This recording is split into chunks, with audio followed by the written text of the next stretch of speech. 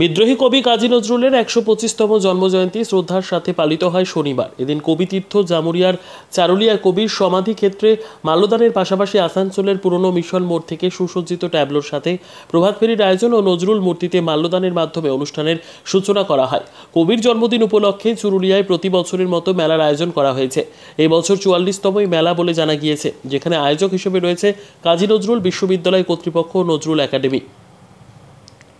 পশ্চিম বর্ধমান থেকে কাজল মিত্রের report, news সমাজিতৈষী। এবারে আপনারা কি আয়োজন করেছেন? এবারে কততম মেলা এবং কিভাবে আয়োজন করেছেন? এটা মেলা ৪৪তম, আর কবির জন্মের ১২৫তম বার্ষিকী পালন হচ্ছে। সুতরাং এবারে একটু বড় করেই আমরা আয়োজন করেছি। বিভিন্ন রকম প্রতিবন্ধকতা সত্ত্বেও নজরুল সমস্ত প্রতিবন্ধকতার বিরুদ্ধে, কাজী নজরুল ভারতের প্রাণ, বিশ্বের প্রাণ, মহাপুরুষ, ওনার জন্য আমরা বেঁচে পেয়েছি। সুতরাং কোনো প্রতিবন্ধকতাই ওনার আশীর্বাদে প্রতিবন্ধকতা নয়, তা উৎসব হতে পারে। আজকে প্রভাত ফেরি দিয়ে শুরু হলো। চুরুলিয়ার গ্রাম কবির স্পর্শে, এই মহাত্মার স্পর্শে ধন্য হয়েছিল। সেই চুরুলিয়া গ্রাম প্রদক্ষিণ করলাম আমরা, এবং সমস্ত চুরুলিয়াবাসীর মনে সারা বছর ধরে জেগে থাকা যে আশা যে আবার কবির জন্ম ফিরে আসবে, তাদের সমস্ত চেতনা জুড়ে নজরুল থাকার যে আশীর্বাদ, সেটাকেই আমরা হয়তো কাজী নজরুল নিজেই আমার হাত দিয়ে বহন করে নিয়ে এলেন। এরপরে আমাদের কবিতা অনুষ্ঠান আছে। কবিতার অনুষ্ঠান হবে 10:30 থেকে মূল মঞ্চে, এবং বিকেলবেলা 6টার সময় মূল উদ্বোধনী অনুষ্ঠান হবে। সেই মূল উদ্বোধনী অনুষ্ঠানে আসবেন আমাদের জেলাশাসক পশ্চিম বর্ধমান, এবং উনি বলবেন যে আমাদের এই চুরুলিয়াকে নিয়ে সরকারের কী উদ্যোগ আছে, কী পরিকল্পনা আছে, এবং কোন পরিকল্পনাটি বাস্তবায়িত হতে যাচ্ছে, সেটা কাজী নজরুল বিশ্ববিদ্যালয় এবং সরকারের যৌথ উদ্যোগে এটা হতে চলেছে। তার সাথে আসবেন আমাদের আসানসোল রামকৃষ্ণ মঠ কমিশনের কর্মাধ্যক্ষ, এবং তার সাথে আসবেন ডিআরএম মানে ডিভিশনাল রেলওয়ে ম্যানেজার আসানসোল।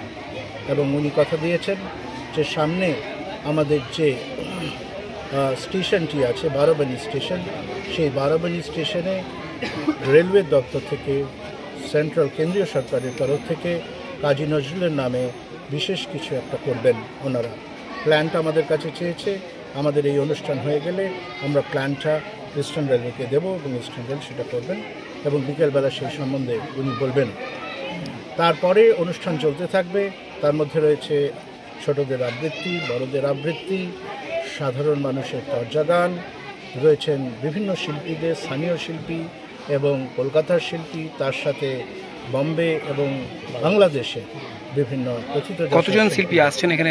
এখানে বাইরে থেকে আসছেন যারা, তাদের সংখ্যা 5 থেকে 6 জন, আর লোকাল শিল্পী মানে স্থানীয় তারা এখানে থাকেন, সেই অর্থে লোকাল, সেরকম শিল্পীর সংখ্যা অনেক। আমরা অডিশন করেছি, সবাইকে তো জায়গা দেওয়া সম্ভব না।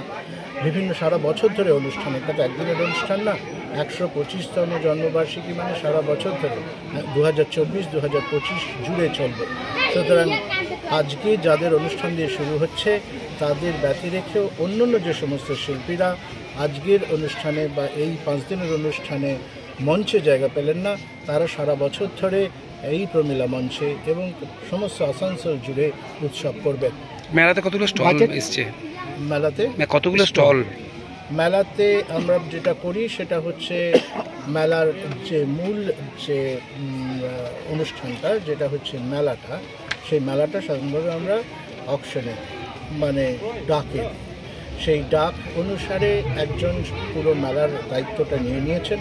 সেটা আমাদের পক্ষে কিছুটা কাজ করার সুবিধা হয়েছে। তাদের সাথে যৌথভাবে হাত ধরাধরি করে আমরা এগোচ্ছি, এবং স্টলের সংখ্যা তো হবে প্রায় 70 থেকে 80টা স্টল হবে, তার কমে নয়।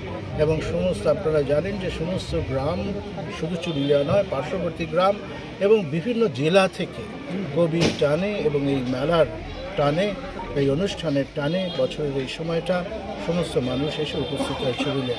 সুতরাং এটা হেরিটেজ সেন্টার হয়ে গেছে, এবং পর্যটন দপ্তরেরও অংশীভূত হয়েছে, তার উপরে কাজী নজরুল বিশ্ববিদ্যালয়ের অংশ হয়েছে এবং কেন্দ্রীয় সরকারও এই নিয়ে কালকেই আমি শুনলাম যথোচিত ব্যবস্থা গ্রহণ রাজ্য সরকার কি কোনো ব্যবস্থা নিচ্ছে?